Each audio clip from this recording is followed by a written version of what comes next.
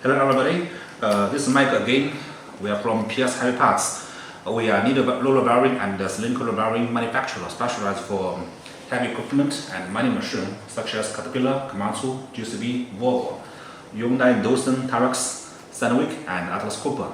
Today I want to introduce one of the most popular CaterPillar needle roller bearings. This is called 5M7925. You can call them needle roller bearings because they are the needles. They are just longer. It's not like, but also you can also call them cylindrical roller bearings because the roller diameter is bigger. So today I want to share everybody how we are inspecting them. Many customers, they are using these bearings. They don't know how to inspect. They don't know how it works. And they're confused because you can see the rollers, they have a big run out in the radial direction. So it's hard to measure, hard to inspect. Today I want to share with you with a professional way. We have two steps. The first step, there is a shaft, matching shaft. This is the matching shaft. This is the housing, the gear.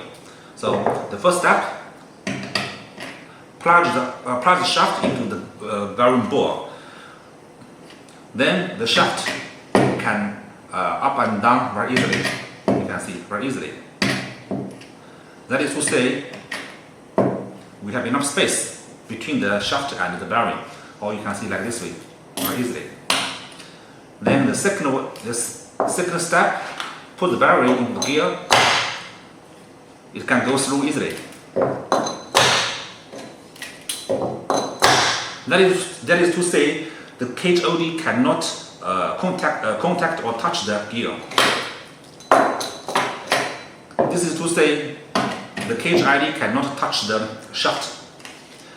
The third step, we must put the bearings in the gear, plug the bearing bore with a shaft, then rotate them. You need to watch and hear the noise, hear the voice very clearly, very carefully. You can see they can run in smoothly. There is no noise, there is no special voice, and the most important thing, the shaft, they are not run out. Some bearings they are not perform well. The shaft can, when the shaft is running, they can from this side to this side. That is to say, they have a big axle run out. It is big. It is big resist. It is big wear for the shaft and housing. It's not good. So the correct way is like this. There's no run out. So this is the correct way and the only way to inspect this kind of needle bearings. Put the bearing into the gear. Use the shaft. Press the shaft. Test the running performance. So this is the only way. Thank you.